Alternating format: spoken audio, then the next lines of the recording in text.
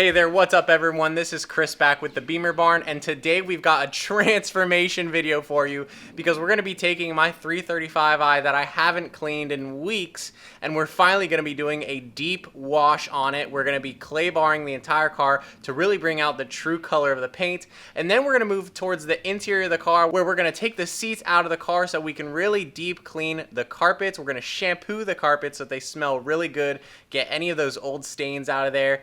And then by the end of this video, the car is going to look 100% more amazing, and it's super close to being done so that we can move it on to its next owner. So let's go ahead and start by pressure washing the car, and then we'll go from there.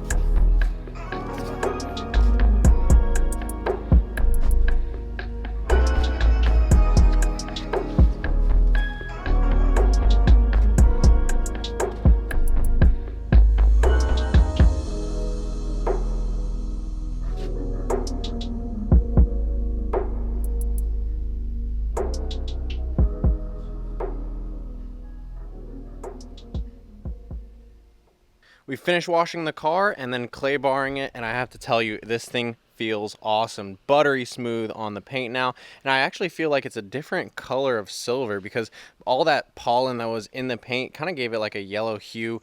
But now we've removed the seats inside the car, and you can see the interior is so dirty. So removing the seats gives us more room to access the carpets, get everything out, and get a really deep clean here.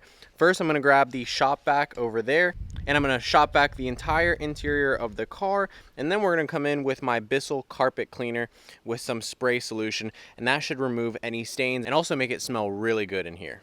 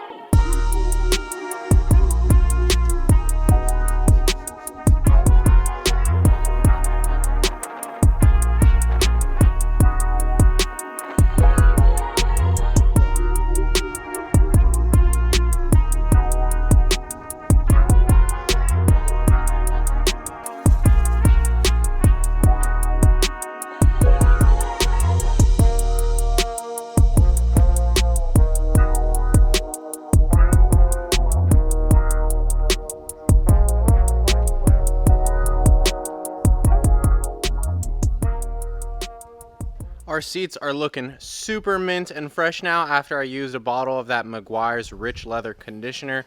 Now, I got all that dirt off first using some glass cleaner, but that Rich Leather Conditioner does a great job. It soaks right into the seat, and the leather, just like a sponge, pulls it right in, makes it much more supple. And I think this is really recommended and necessary on these seats. If you have leather seats, you should really keep up with them and make sure that they don't dry out. I'll show you why. You see, I already did the rear seats as well, but what happens is when the leather starts drying out, it actually starts contracting, and then I'll show you there's this little split back here. And that's what happens, is that it just shrinks and then it starts pulling at the threads of the stitching that are holding the different leather pieces together, and then you get tears like that. So I made sure to go extra deep with some conditioner in that area right there, and I would recommend the same thing for those of you guys that park your cars outside. Just make sure that, you know, wherever the sun's hitting, it's not drying out too much of the leather.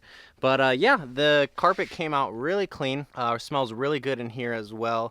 This stain is almost completely gone. I don't know if you can even notice it, but maybe in the corners, you know, you might be able to tell, but I think it's really gone, clean in here.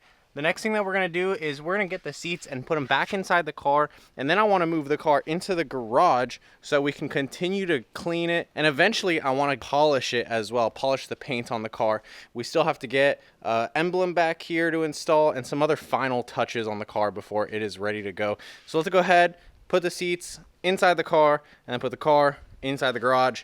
Poor little hatchback is going to have to sit outside for a few days while we get this thing 100% dialed.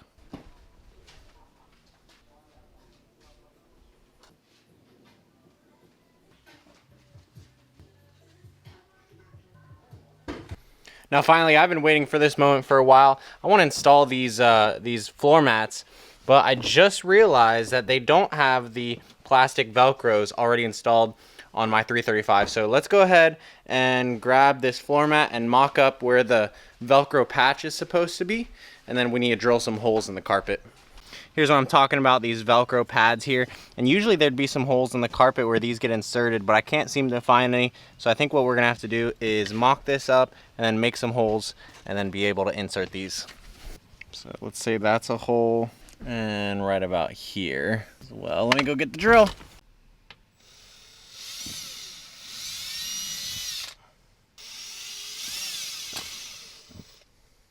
There you go. This is basically like what they do in Germany, huh? There you go. Same thing here.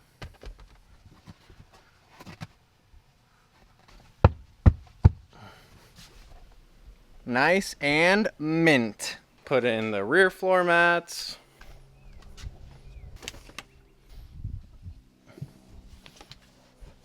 Looking good, looking good.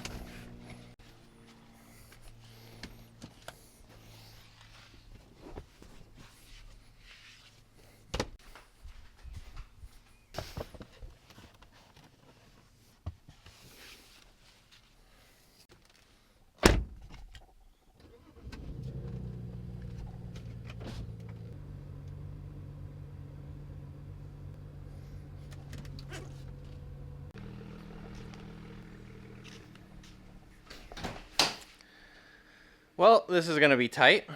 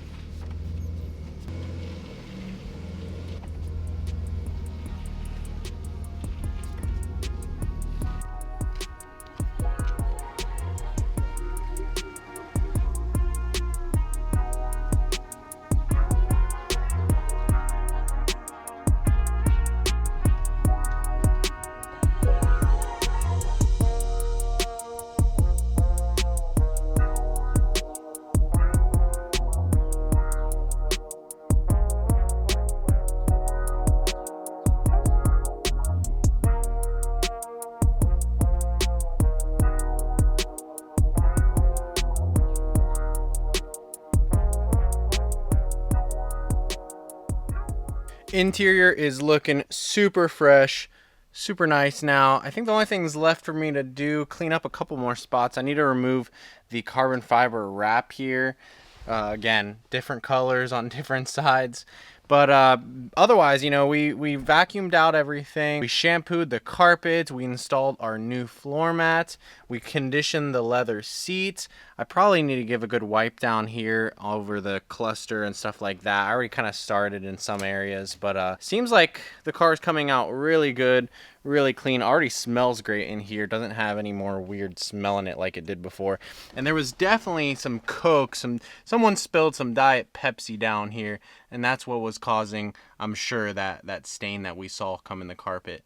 So that is going to conclude today's video. I hope that you guys enjoyed watching us clean the 335i.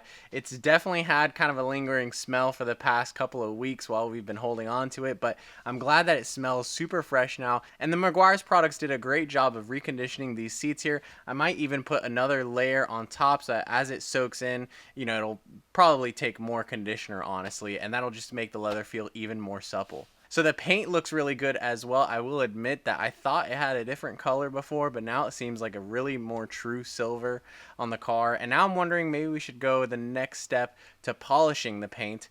And I think that would probably make it look pretty good as well, make it really pop. We still need to get our rear badge, rear emblem to install on the trunk. I think we're going to leave it debadged for now, though. We're not going to put any other 335 or M Sport badge on there on the back of the trunk. But we need to take care of that for sure. And we also need to do some coating. So what I want to do is I want to coat out the adaptive headlights because we've got that fault code right now. And for some reason, I think it's just the module because it doesn't seem like the bulbs are pointed in any wrong direction. It doesn't seem like the motor mechanisms are broken, but it does seem like the control unit could be bad. So we're going to probably code those out so we don't have that fault code anymore.